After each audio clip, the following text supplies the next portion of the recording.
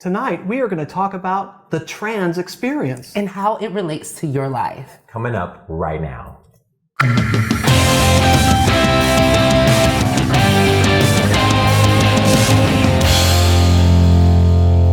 Welcome to the Daily Dose. We are so excited that you are here with us and that you've taken this time in your day to prioritize you and that you've trusted us with your brain, with your space and your time to influence you. And we hope that our message for you today reaches you and helps you become a better person.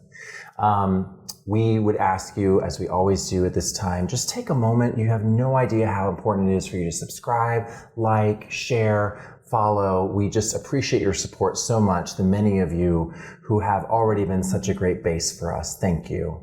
Click, check, pop, whatever it is you have to do. Remember, we love you and there's nothing you can do about it. So love us back, okay? Right. And this episode is sponsored by... Oh, it's sponsored by AHF. AHF is a healthcare service that services the gay community, the entire spectrum of the gay world.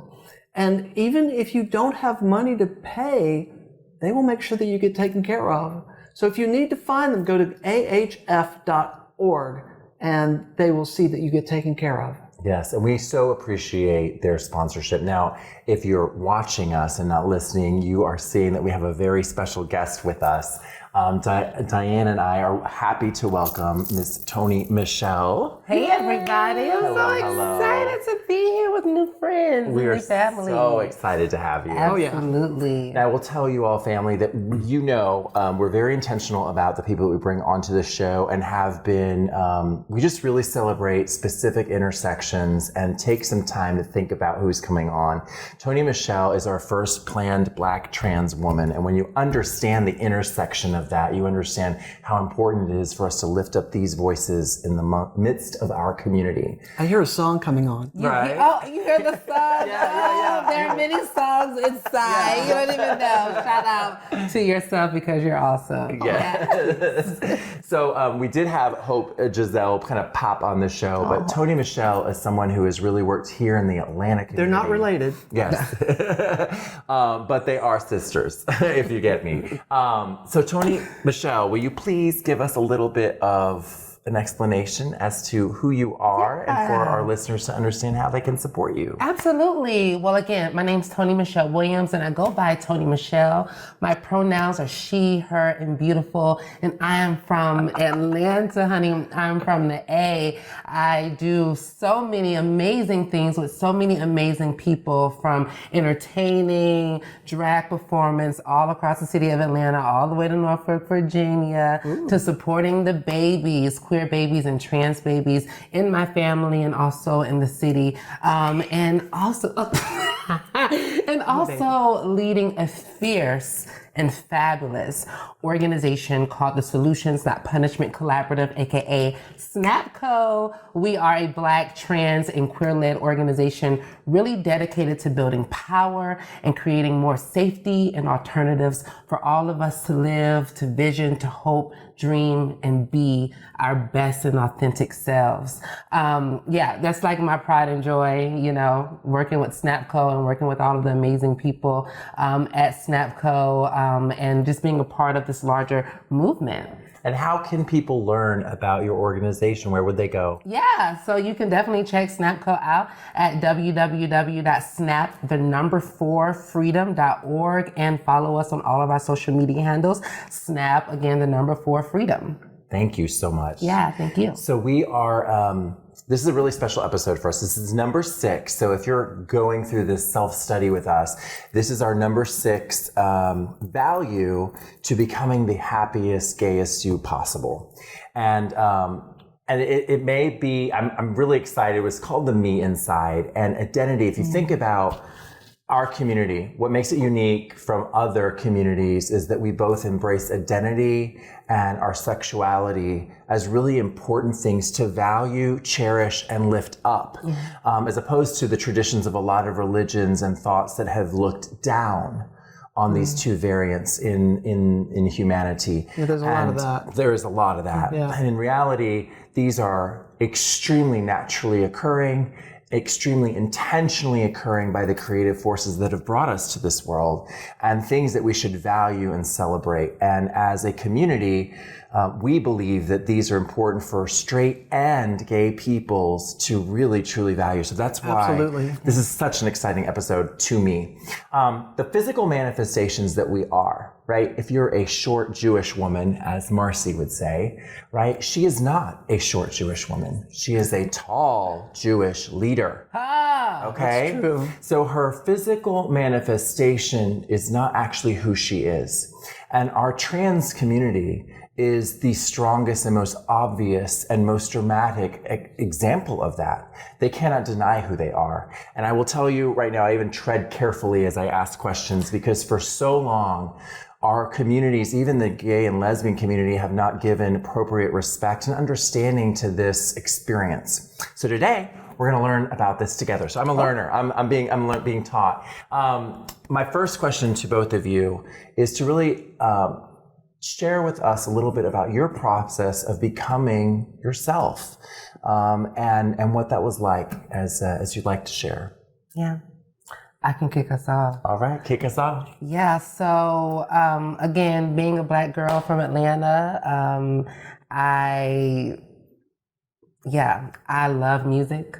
I love trap music. I love R&B and soul. And so music, family, and community has always been a big part of who I am. I think when I think about the process of transformation and the ways in which we're all shaped as human beings in the world, and the things that shape us, right? We talked a little bit about religion and spirituality and community. For me, what shaped me the most has been my family, and the dynamics that my family and I have had. Yeah, this was actually a really hard question. I jumped right into it, and I'm like, I like swimming. But I'll start with saying that there was a lot of things that I've had to overcome, from overcoming and understanding not just what identity is, but what my identity is, was a process. It took time, right? First, one thing that I had to get over was just my, insecurities, and my fears. I had to get over myself, right? And the things that I knew that I was capable of, whether it was the transformation of, or like you used the language, physical manifestation, or, the transformation of my happiness and my joy. I had to not be afraid of it being possible for me. And that took work. That took a lot of time. I had to get over giving a fuck, I don't know if I can say that on the podcast, but literally I had to get over giving a fuck about what people thought, about other people's visions, about who I am, who I was, and who I will be, and really get clear about the things that I cared about. And I would ask myself often, what's at stake? And my answer each time was my joy, my comfort, my vision of myself. And so really asking those hard questions, being inside of that journey, we call it a healing journey, but it's just really living and breathing through each moment, right? And being able to acknowledge and be present for each moment. Those are some of the obstacles that have made way for me to have such an expressive and authentic, joyful, silly, personality and identity. Yeah. What about you, Diane? Well, for me, I'm kind of a newbie at this. I have been out for the last year and a half. Congratulations. Thank you very much. And as many of you know from long ago, when I was a little boy, I loved my mother's clothes. I loved the colors and the designs and the shoes and looking in the catalogs and magazines. I just loved all that. And then when I got to the men's stuff, I was like, bleh. It's just so, I just didn't feel inspired by any of it. Yeah. And so I've always had kind of a small feminine frame and a very sensitive person. And so when I came to discover that this is who I really am, it was so easy to move into that mode. I've never been happier. I'm living my very best life these days. Yay. So that's kind of the long and the short of it, really. Yes, living your best life. I am. I really am. That's Truly, what's I am. possible, right? Yeah, and when I came out, a very public story in the Jewish Times came out about me. Photographer finds true self. And I did not lose one single client. None of my commercial clients or personal clients. I didn't lose any friends.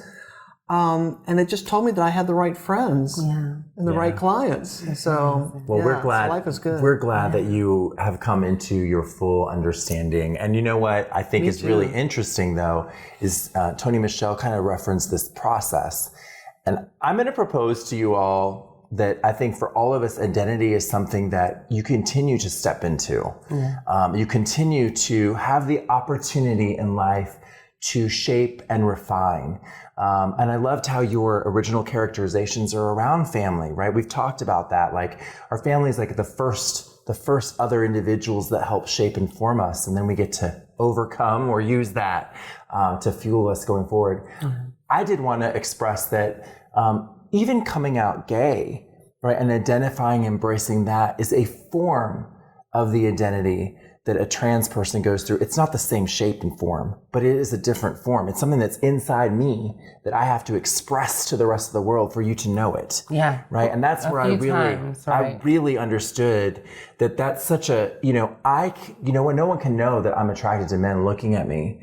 No one could also know if I identify as a female, right? Until you share that with the rest of the community. Yeah, I do find that if you have a scale that goes from female to male, if you were born female, if you're born male, I think everybody lives in this spectrum all the way across the spectrum. And some men are very feminine, but they like women, And there are some women who are very masculine who like men. But that everybody falls across that spectrum, and some of us were just born in the wrong bodies. And once we find that harmony, our life really begins to take off. Wouldn't you agree?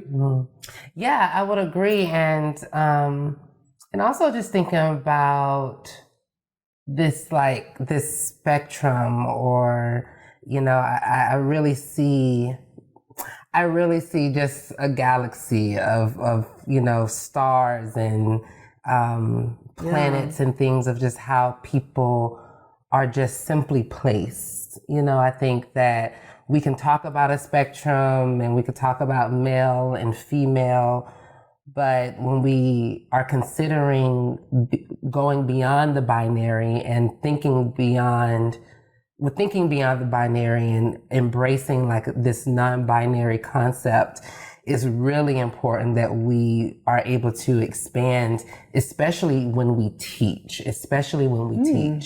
expand the ways in which we, in which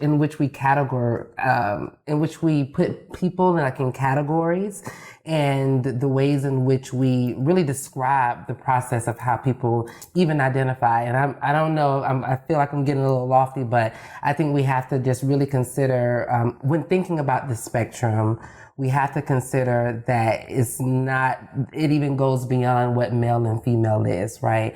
It's about your creation and your performance. And if you are perfectly placed, if you are perfectly designed where you are, it takes time to figure that out, right? And that's like the power of thinking beyond the binary and thinking in like non-binary ways. Is that it's just the possibility of something existing beyond the spectrum, or beyond this kind of like linear way that we've existed and thought about existing. I really like you. I just wanted to say that. I really do. That is beautiful. Yeah. That really makes a lot of sense. Well, and it's truly true, because we think like this and this line, as opposed to like, well, maybe this is a sphere and there's masculine and feminine in it, and there's varying degrees. So it's just not binary, right? Yeah. Which is just how we are told, and it extends to more than just our sexuality and identity, but we'll get into that. So I want to ask you all, what do you think the advantage is of having the trans community being such an integral part of the gay community? I would say that my experience so far has been that people who are in our world are really sensitive and very understanding people. And in fact, they see things in ways that most people who live their regular straight lives just can't see because they don't have the experience of that kind of exposure to the world. And I think that as trans women,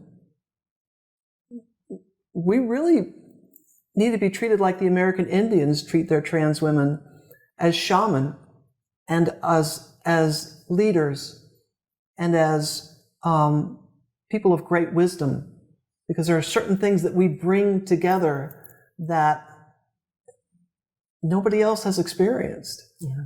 And so I think that's just a very valuable intersection that makes a lot of sense to me.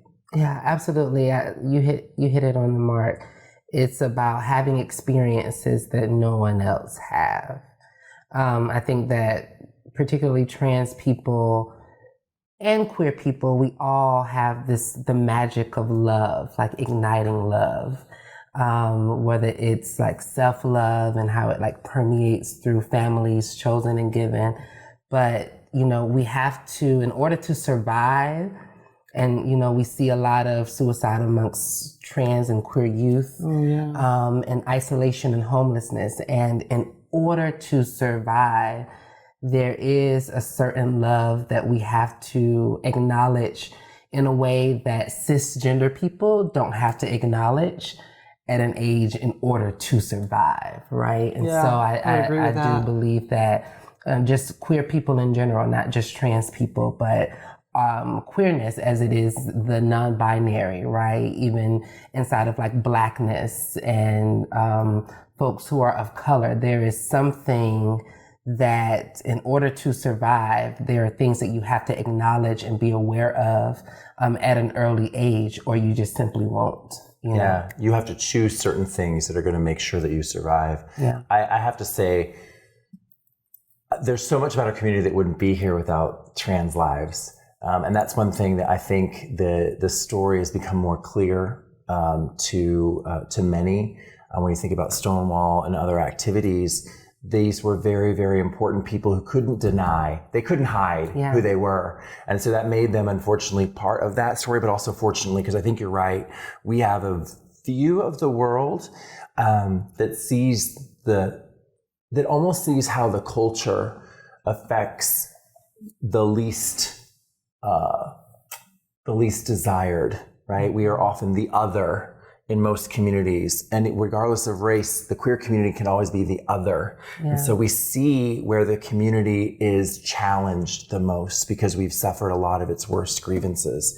And so with that clarity has the capability of becoming a leader for that community to help it transform and overcome its weaknesses. And more so you all than most can speak to a lot of that from both the perspective of your born gender and your actual gender. Yeah. It's really quite interesting, and I'm excited to see how we continue to learn about this intersection. Can I say something else too? Yes, please. I think that one thing that trans people have taught me in my journey is like the power of permission. And I just think like trans people, when we talk about advantages, it's like trans people give you like our core existence, give you the permission to think beyond and then to also be beyond and to practice something different for yourself. And a lot of times we, think about sexuality as that kind of base of permission, but it's not just about sex. It's the permission to express yourself, to sing, to shake your titties, or do whatever it is that you need to feel more in your body. If you have titties to shake, if you had titties to shake, shake your go chest. for it, I say. But those who have titties, shake them and bump like this. And if you have chest, bump like this too. Well, you know what? You are absolutely right. And I don't want to leave that. I do want to talk very quickly about a sponsor of ours, rsandrews.com. rsandrews.com has been amazing. They have sponsored several of our episodes so far. RS Andrews is a great place to go for your plumbing needs, your electric needs, your HVAC. When you go visit them, tell them we sent you the Gaily Dose. They are supporting our community. We can support them, and they can help you out with your household needs. So check them out, rsandrews.com. Yes, indeed. We love a good HVAC. We do. Person. Yeah, we like a good duct cleaning. Oh, So my next question to you all is really about this aspect that we were kind of hitting on it. Why is exploring your identity? Why is spending time in it so important? Yeah. That's a great question. You're welcome.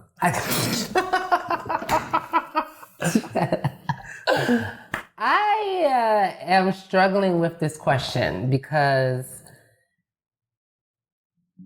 as a person who's been impacted by violence interpersonally and systemically by police and or school systems who didn't have the capacity to hold how I express myself, it's really, really hard to say,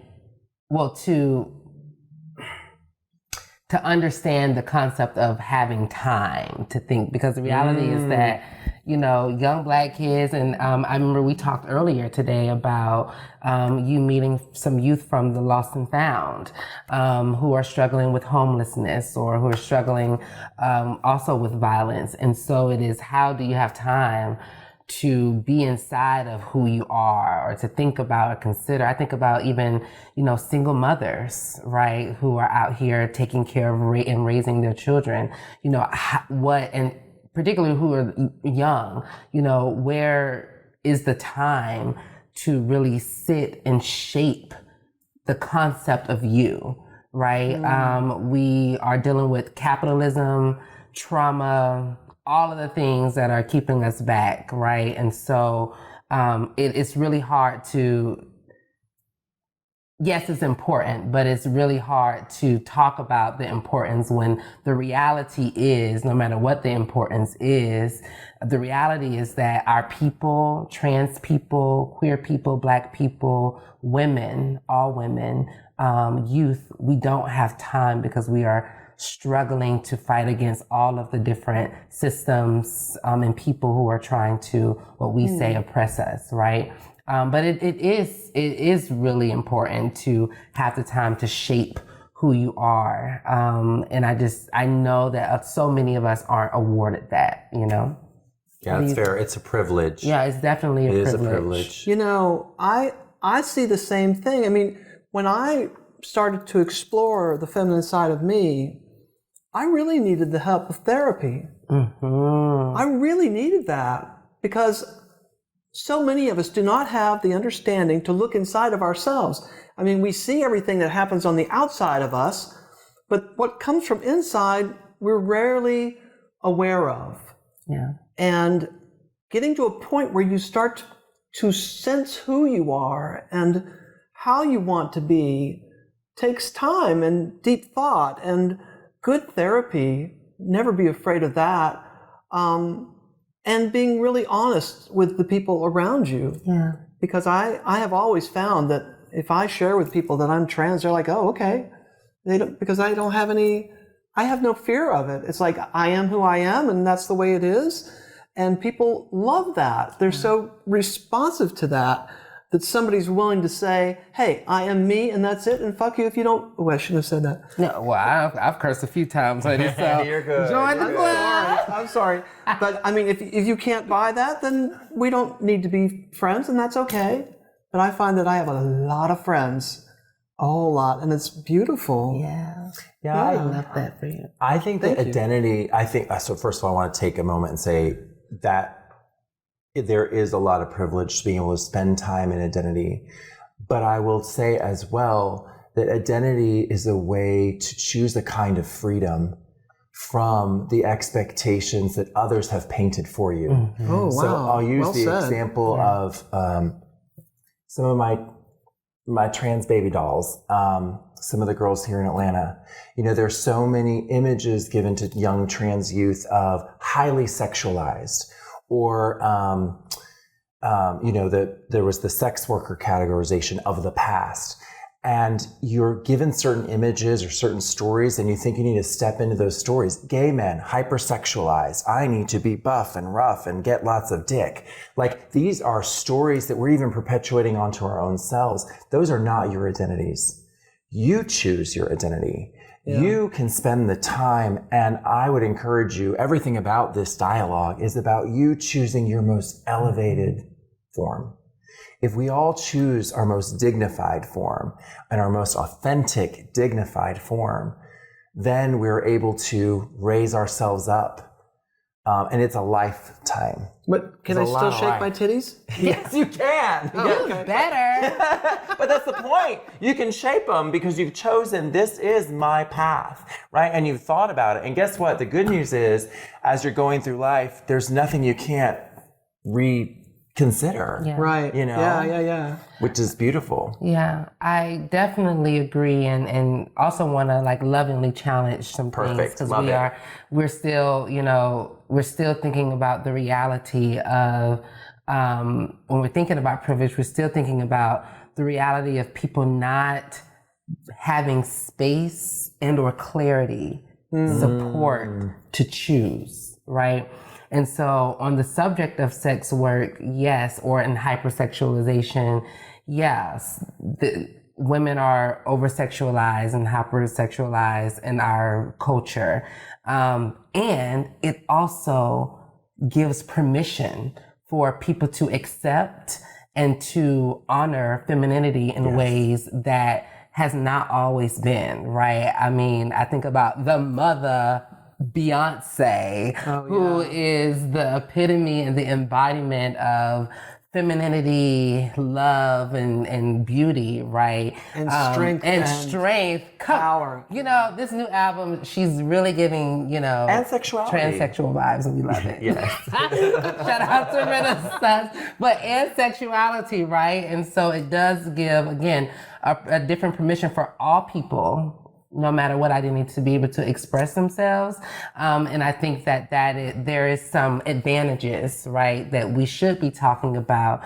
And then who has control over those narratives, right? Is it like Beyonce has control of her narrative of how she can be as effeminate, as sexual that she wants to be. And that also, again, that's a privilege. That's also not the reality of so many trans people who have to engage in sex work to survive. Yeah, absolutely. Right? So I have a question. Okay, so how do you handle pronouns? I mean, I'm 64 years old, and there for a while I was like, I didn't understand how the pronouns worked at all. Have you got any guidance for me? Yeah, I mean, I can. I use she and her pronouns, but similarly for me, I grew up in a time where pronouns wasn't a thing. I started, you know, I was about 21 years old when pronouns became mainstream, and so words like them and they and it was just, as a Black trans woman, it's just unacceptable, right? In my experience, to be able to know that there are people and men in my family and in our circle who use them and they and the words it to dismiss my identity or to dismiss how I express things. And so being able to blend with culture and take on the use of pronouns beyond them and they, right, has also been a journey for me. And some of the things that I can support people with is just really, when you're in conversation with people, it's important to just first always model and practice. So introduce yourself by your name and or your pronouns to invite other people to do the same. And if they don't, just simply ask them, what are your pronouns?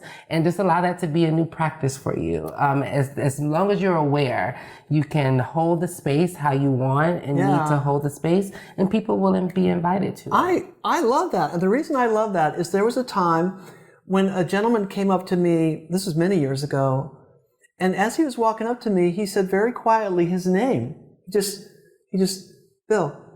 And I was like, oh, Bill, how are you? Diane, and I was like, that was such a gift that I didn't have to struggle, and worry that I was going to misname him. And so I can see how the same thing would apply with anybody. How do you like to be referred to? Yeah. What are your pronouns, honey? Yeah. And these days, I see it all the time on the bottom of emails. Yes. From just about everybody now. Mm-hmm. Yeah, I think it's super important. There's a lot of people that are of a certain age that dismiss pronouns. And I think it's a really severe lack of respect for my energy if you will not speak to me as I want to be spoken to. And it's very concerning that people laugh it off. I get it. It's different. It's new for some people, but it's really important to people. When it is important. Well, let me say this. We don't know people's background. We don't know their history. Absolutely. Some people have great pain and horrible experiences with their past lives. And so if you were to refer to a trans woman as a he or use his dead name, her dead name, that could trigger a lot of horrible experiences and remembrances. And nobody really wants to do that. Absolutely. But I do want to say this. If somebody misgenders me, I personally don't get angry about it because I know they're trying, right? And I don't want them to go away thinking, oh, what a bitch she is, right? Mm-hmm. So at the end of our conversation, I know that she'll go home or he'll go home and say, I met this trans woman today and she was really lovely. And she or he will begin to think, well, trans people really are nice, as opposed to, oh my God, I can't believe you misgendered me, you bitch, you bastard. Then they'll go home and tell all of their friends, all of their family, what a horrible person this trans person was. So anyway, that's my experience. Yeah, you know what I say with a little humor, honey? Tell them, honey. Let them tell the world how horrible, because now they know not to do it again. Okay, but but I do understand. It's just I think there is a difference too, right? You said it earlier that people may be using they and it because they're actually using them in a derogatory manner. To dismiss you. The other thing that I will say is it is hard. We have to be gracious with our straight community and the people who aren't living in this world. I get it. It doesn't roll off the tongue. Certainly if it's in our profiles, it's important to us. But I will say this too. I hope we figure out the they. Like I kind of like the neo pronouns with the Z. Like that one's a little hard because of our structure of our language, but you can work on it. If it's something you want to be conscientious about, you will. And I'll tell you, my hope is youth. My 13-year-old daughter, when she was 11, was teaching me about neo pronouns. So there's hope. Wow. So one thing that we also want to talk about was the non-binary, and specifically how exploring the non-binary is good for the soul. I'm curious what your thoughts are on that. Yeah. I see non-binary kids, especially teens, who don't want to be put into a pigeonhole of being male or female. They just want to be them. They just want to be their own personage and not to be thought of as a girl or a boy, but just to explore the person that they are. And I think that's a great, actually, way to get beyond this whole labeling and just express who you are as a person. And if you're non-binary and you don't want to be, considered a male or a female, hey, I think that's really good for your own spirit and for your own ego. Yeah, absolutely. And for the people who may be asking, to your point, well, why don't you want to be called a male or a female or a man or a woman? Why is it so horrible for you to, it's so horrible because it's literally not the ways in which people think. It's the ways in which we're told to be. right? And so there are so many facets of all of us, right? Yeah. There are times where people may want to, whether it's clothing, where you want to put on a suit, a pant, a tie, a dress, a wig, a lip, A skirt. period. Okay, a lash. You should have the freedom to like try that. You should have the freedom to express to the people that you love that day that this is where you are and how does it look? What is it giving? Can you help me put it together? Without being judged or condemned. Exactly. And so again, it gives the non-binary really gives, and transness gives permission for people to be able to express who they are, how they are, and when they want to be. I think that is really the power of the non-binary discussion that we don't get to talk about as much. And then there's also some tensions, right? There are tensions about violence and who is receiving the most violence, right? When we're advocating for people and we're advocating for pronouns, I shared with you like my discomfort with I personally don't use them and they pronouns. I'm in solidarity with folks who do use them and they pronouns. But I know what it triggers inside of me, the stories that turn. And so I would prefer you just to use my name or use she, her, beautiful, right? And as a Black trans woman, I experience violence at a different rate. My girls, my sisters experience violence at a different rate than other folks within the LGBTQ population, particularly as it relates to transness, binary transness, right? And also non-binary experiences. And so to really be able to talk about, who is actually receiving the most violence, how should we be talking about this in a way that doesn't erase the experiences of trans women who are living within the binary concept of womanhood, right? And also how it impacts people who are non-binary and how it impacts them. And so I think that those are conversations that, particularly Black people, Black trans and non-binary people, Latinx, trans people and queer people are really being in need to discuss amongst ourselves, just around how do we navigate that, knowing that we all are susceptible to violence in ways depending on how people perceive us and our pronouns. I wanted to say that this violence piece and the non-binary, I'm just encourage you. So I was a little bit slower to the non-binary train, okay? So I was kind of like, okay, that's sort of some interesting thought over there. What I found is I am a person who is taught that I think to survive as a gay man, my masculinity was really important to me, okay? It really helped me survive a lot of things about my childhood.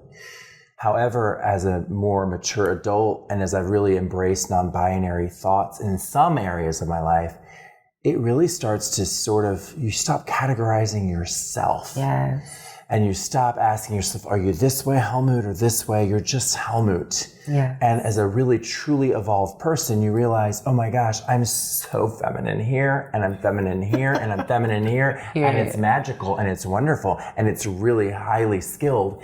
And men and women in the straight community who embrace non-binary thinking will be more happy in their own reflections of masculinity and femininity that are in them. And they'll be able to celebrate them more, because I promise you, it's in all of us. Yep. This blend of the masculine and feminine. I have seen women who are leaders of their families and make all the decisions, and it looks beautiful because the children come out superbly. Where's the masculine feminine in that? It just is who that person is. So just want to state that the non-binary is another aspect for you to explore, whether you're in a trans and non-binary community or you're just a straight person. Yeah. Well, Helmut, thank you for bringing that up. And I appreciate your male viewpoint on this, actually. I do. Yeah. Now's a good opportunity, I think, to talk about one of our great sponsors. Yes. Framers on Peachtree has been around forever, and they do magnificent work with framing your art. So go see Brian over at framersonpeachtree.com and he'll be able to take care of you and fix up your art and just make it stunning for you. Yeah, and tell him the Gaily Dose sent you. Oh yeah, tell him that. I love Gaily Dose. Dolls everywhere unite. It's the Call to Kiki. So this is the part of our program, the Call to Kiki, where we talk about some of the learnings that we've had on the show. And specifically, this particular Call to Kiki is brought to you by Lost and Found Youth. Check them out at lnfy.org. This is a fabulous group that is a not-for-profit that collects money and funds together to create homes, effectively. Home, shelter, education, training for queer youth that are found on our streets, and it's a really, really important org. Donate. Go there, lnfy.org. There's a big old donate button. You will never have spent a better dollar. So many of our kids who have been kicked out on the streets by their families have been taken up by this group and given a life that they can love and live and enjoy. And I couldn't endorse donating to them any more than I could. I mean, go to their thrift store. Lost and Found Thrift. It's fantastic. Yeah, it's one of my faves in the city. I know, Absolutely. me too. Yeah. So we're going to wrap this up with 2 questions, my favorite 2 questions. So the first question is, what do you feel more strongly about, or what have you changed in terms of your thinking from our conversation today? Wow, that's a great question. I have learned so much from you, honey. Oh, thank you. I have. No, seriously. I mean, because I had not really thought about the Black trans experience, and I know it intellectually that that they, as a group, have the worst time of it, violence and prejudice and so on, in so many directions. And I guess the thing that I will change is more reaching out myself to these sisters, and getting to know that community and that your organizations and stuff, because I just love that, and having friends is like one of the greatest things ever. Yay! Well, we can start with a cocktail next week. I would like that. Ooh, honey. What's your libation of choice? Oh, darling, I call it the Toni-Michelle. The Toni-Michelle. The Toni-Michelle. It's a secret. You have to come to Atlanta and all right. drink with me, but it's a little whiskey. It's a little rock and roll. Okay. I have a thing called a Hot Diane that you should try. Hot Diane. So how do you feel? What do you feel more strongly about, or anything differently from our dialogue? Yeah, I feel really strongly about the power of connection, and the power of having, and the importance of having intersectional conversations about these issues, and about teaching. I feel really, really great about the things that we talked about around pronouns, and the non-binary experience. I think, again, to have these intersectional conversations is really, really important. And these are all new concepts, whether they're new or old. These are concepts that we are working with right now in this moment. And so it's really important that we take the time to hold space for it. So really excited about it. I don't often answer this question, but I'm going to just reflect the same answer Diane gave. And that is this: as we sat here, and I sat in my privileged position in some areas, and I would make a statement, and there were just slight things that you would say, Toni-Michelle, that were just like, I was like, oh, dang it, she's right. So we have to recognize that unless we bring all parts of the community to the table, which is really what you ended with, we're not going to get the holistic picture. Yeah, we're not going to see the whole thing. No, and it reminded me of that, and it makes me so happy that we had you, but also just reminds me, like, I feel like I need to more strongly lean into those mixed intersections in our friends, in our families, in our chosen families, in our culture. So important. Yeah, absolutely. So what are you going to do differently? What energy are you going to leave here with based upon the conversation that we've had? Let's see. What am I going to leave here differently? It's tough, huh? It is tough. I'm going to leave here with more confidence Yes. Okay. I'm going to leave I didn't here. think you could possibly have more confidence on it. I love it. I thought you were busting out. You can. I mean, you can have more confidence. There's no limit to confidence, but I would have more confidence to have these intersectional and like intergenerational conversations. I think, like I said, I think they're really, really important. And they're also uncomfortable sometimes. And so to have beautiful people, amazing vibes, beautiful views, cultivates that confidence a little more. What are you talking about? You. Did you not know? Our like camera crew and support in this amazing space that we're in. And how about you, Diane? How do you feel about maybe something you'll do differently? Wow. I'll